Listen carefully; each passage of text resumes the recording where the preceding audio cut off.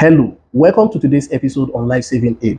Today we are going to be looking at how to differentiate between a victim who just fainted and someone who is having a cardiac arrest. Both of them look alike. What you will see is a victim collapsing in both instances. So how do you know that this victim is not just fainting but having cardiac arrest? Because one is more dangerous than the other. How do you know a victim who has fainted and not someone who is having cardiac arrest? When you look at the victim, you look at their breathing. Their breathing is usually normal. It's not abnormal, it's normal. When you feel for pulse, their pulse is felt, it's not absent.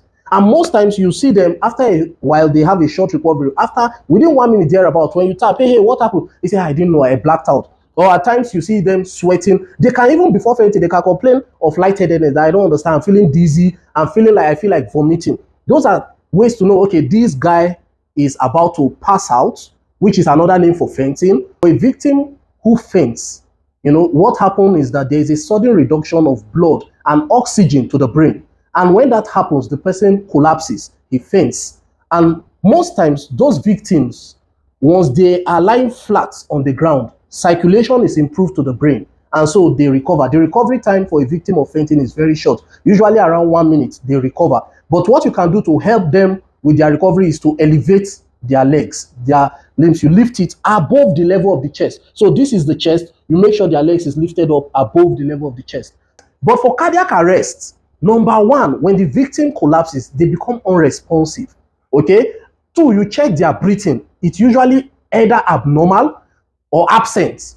It's usually not normal or there is no breathing at all. So people can describe it. They tell you the person is lifeless. They breathe.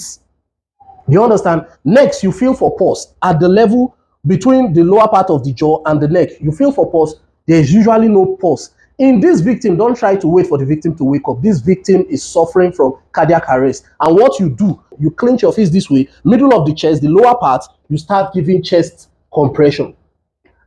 I hope this video helps us out there when we're trying to save life to know that, okay, this is fainting or this is cardiac arrest. That way we'll know the right thing to do for the victims and help them improve their chances at survival. Share this video so that together we can help save more lives.